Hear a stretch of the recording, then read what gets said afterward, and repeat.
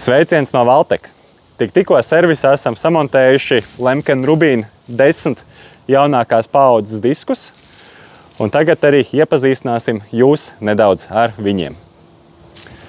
Kā jau redzam, pirmās izmaiņas mums ir notikušas vizuāli, ir izmainījusies priekšsdaļa diskiem, tāpatās ir izmainījusies arī vidusdaļa, kā arī ir uzlaboti gaismu kronšteini gan priekšā, gan aizmugurē.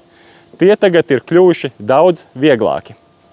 Mēs visi atceramies, ka, lai noāķētu no traktora iepriekšējās paaudzes Rubīn diskus, mēs nolaidām diskus pret zemi, attāķējam augšā 3. punktu, izvilkām ārā 3. punkta tapu, likām iekšā šeit kustīgajā gultnī, un tad tikai varējām diskus attāķēt. Šeit jaunajam modelim vienkārši izņemam tapu, nolaižam kāju, un priekšpuse mums balstās pret atbalsta kāju. Līdz ar to nav nepieciešams nekur neko ievietot iekšā. Ātri, ērti un droši. Ja nu gadījumā ir tā, ka mums ir nepieciešams arī nomainīt veltņus no viena tipa uz cita, tad tagad to var izdarīt ātri un ērti, pateicoties ātrās nomaiņas sistēmai.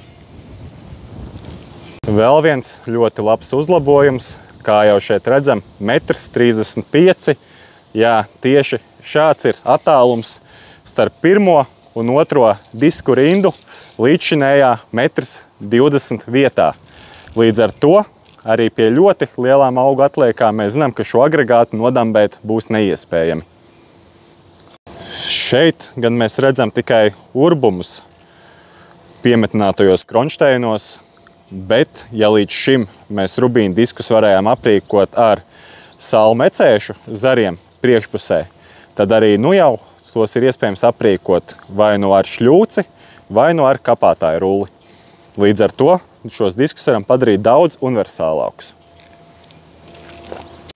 Lemken ir uzlabojis arī hidrauliskā darba dziļuma regulācijas indikātoru, kur tagad ir iekļāvis ceļa simbolu, kas nozīmē, ka bultai ir jāatrodas pretī šim, kad diski mums atrodas transporta pozīcijā, lai mēs būtu uz ceļa pēc iespējas šaurāki.